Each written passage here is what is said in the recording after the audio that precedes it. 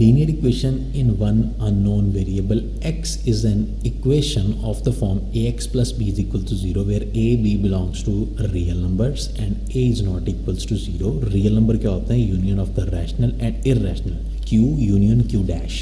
Understand, ये previous chapter number 2 में हमने सारी जो बातें की हैं मैं उन्हीं में से बता रहा हूँ. अब हम उसमें तो नहीं ना दोबारा डिटेल में जाएंगे, इसलिए मैं कह रहा हूँ कि अगर आपको कोई चीज़ या कोई प्रॉपर्टी की समझ नहीं आएगी तो आप यहाँ पर नहीं, वो पीछे चैप्टर 2 में जाएँ, वहाँ पर मैंने बहुत ज़्यादा टाइम स्पेंड किया हुआ इन चीज़ों पर.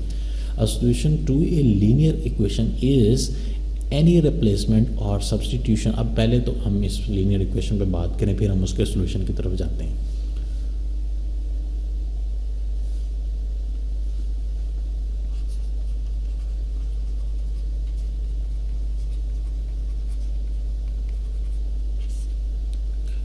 अगर मैं कहूँ लीनियर इक्वेशन, इट मीन्स कि आपने ये चीज़ अपने दिमाग में बिठा लेनी है कि जो पावर है ऑफ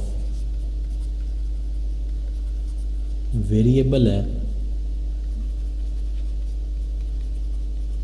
मैक्सिमम कितनी होनी चाहिए? 1. पूरी की पूरी टर्म में, इन होल टर्म, पूरी टर्म में जो पावर है 1 से ज़्यादा ना बढ़े. ठीक है, लेट्स सी कि हम उसकी एग्जांपल्स देखते हैं. अगर हम एग्जांपल्स की बात करें, x प्लस 3 इक्वल 0. यहाँ पर देखें ये चीज़ जो है इसको हम क्या कहते हैं? ये भी कांस्टेंट है, ये भी कांस्टेंट है. ये क्या होता है? वेरिएबल, जिसका मतलब ये क्या है? इसकी वैल्यू का हमें पता नहीं, इसको वेरिएबल भी कहते हैं, अननोन भी कहते हैं. मिला के पढ़ें तो क्या कहते हैं? Unknown variable. ठीक है, जब ये हम इसे फाइंड कर लेंगे तो फिर ये भी एक कांस्टेंट आ सकती है. इसकी वैल्यू डिपेंड करता है कि कितनी हो सकती है, वो हम जब फाइंड करेंगे. बाय द वे अभी हम बता रहे हैं कि आपकी जो पावर थी यहाँ पर, जो वेरिएबल है उसकी पावर देखनी है, वो कितनी होनी चाहिए? 1 होनी चाहिए इन दी होल टर्म. अब यहाँ पर उसके ऊपर कुछ भी नहीं लिखा था, इट मीन्स कि उसकी पावर कितनी थी? 1 थी. मैं एक और एग्जांपल ले रहा हूँ, x plus 3 minus 2 is equals to 5. So इस पूरी इक्वेशन में जितने मर्जी कॉन्स्टेंट्स आ रहे हैं, बट यू कैन सी कि x की पावर 1 नहीं है. अगर मैं लिख दूं कि x square plus 1 is equals to -9, यहाँ पर अगर आप गौर करें कि ये जो मैंने स्क्वायर कर दिया, सो ये इक्वेशंस जो हैं वो हमारी इस चैप्टर के फ़िलहाल इस टॉपिक की डिस्कशन का हिस्सा नहीं है. ठीक है, हम जब सिंपल इक्वेशंस लिखेंगे उनको हम कहेंगे, वो कौन सी इक्वेशंस होंगी? Linear equations. लीनियर इक्वेशंस कहने का मतलब क्या होगा कि x से स्टार्ट होगी, क्योंकि x जनरल ले रहे हैं. आगे हो सकता है कोई प्लस माइनस चीज़ हो रही हो, ना हो रही हो, हमारे सर का दर्द नहीं. जनरली ऐसे होता है, पहली टर्म x की पावर 1, नेक्स्ट टर्म होगी फॉर एग्जांपल 9, कोई भी कांस्टेंट होगा, क्योंकि x की पावर 0 हो जाएगी ना, तो वो लिखें x की power 0 is equals to 0. x की power 1 plus minus something like 9 ही ले लेते हैं, तो x की पावर अगर 0 हो इट मीन्स कि वो 1 होता है, उसे इसलिए हम लोग लिखते नहीं हैं. तो जनरल पैटर्न क्या हुआ कि पावर ग्रेजुअली डिक्रीज़ हो रही है. जनरल हम जब भी लिखते हैं इक्वेशंस उसमें इस तरह ही होता है कि पावर ग्रेजुअली डिक्रीज़ हो रही है. x plus 3 is equals to 0, x plus 1 is equals to 0, x minus 3 is equals to 0, x plus 5 is equals to 0, x plus 7 is equals to 5, कुछ भी लिखते हैं, मतलब कि x की जो पावर है सारों टर्म्स में वो देखने वाली है, डैट इज़ ओनली 1. अब आती है एक और बात वेरिएबल की. यहाँ पर अगर आप गौर करें तो वेरिएबल जो था डैट इज़ x.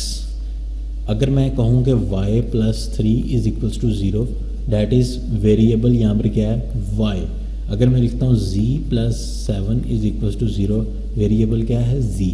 मैंने आप लोगों को बताया तो शायद पहले भी कहीं पर ये बात की थी कि जो ABC होती है हमारी अल्फ़ाबेट्स होते हैं, उसमें स्टार्टिंग के जो अल्फ़ाबेट्स डेडिकेटेड होते हैं यूजुअली.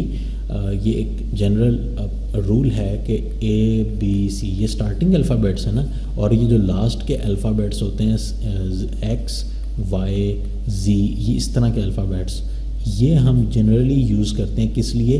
कॉन्स्टेंट्स को रिप्रेजेंट करने के लिए। ये जनरली हम यूज़ करते हैं किसके लिए, वेरिएबल्स के लिए। जैसा कि नाम बता रहा है कि इनकी हमें वैल्यू पता नहीं होती, इनकी वैल्यू चेंज हो सकती है। इनकी वैल्यू जो है वो कांस्टेंट होती है, ये चेंज नहीं होती, कोई भी हो सकती है। फॉर एग्जांपल मैं कहता हूँ कि ए इस पूरी इक्वेशन में क्या है 5 है, इट मीन्स कि जब मैं उसको सॉल्व करता जाऊँगा थ्रू आउट द क्वेश्चन जो मैंने ए लिया है वो वही रहेगा। एनीवे, अब हम आते हैं एक और बड़े इंपॉर्टेंट पॉइंट की तरफ।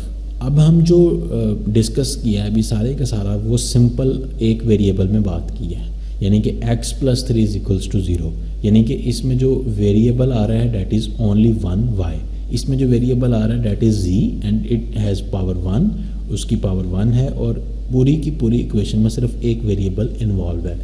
अब हम आते हैं नेक्स्ट की तरफ, वो ये है कि अगर मैं इस तरह लिख दूँ ये सारी इक्वेशंस, ये सारी अभी तक जितनी भी मैंने पीछे बात की हैं सारे के सारे क्वेश्चंस, ये सारे के सारे क्या हैं, in one variable. Let's suppose कि मैं आगे जाके कहता हूँ कि linear equation with more than 1, या इसको ऐसे लिखते हैं 1। अब हम linear equation more than 1 variable कर रहे हैं, x + 2y = 0।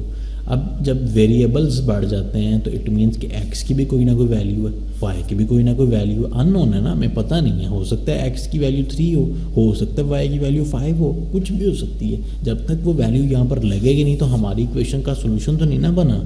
जब तक हम ये x y z से इस इक्वेशन को ख़त्म करवा देते हैं, जब तक इस इक्वेशन में x y z एलिमिनेट हो जाए, नज़र ना आए, तब तक हम ये नहीं कह सकते कि इस इक्वेशन का कोई सोल्यूशन आ गया।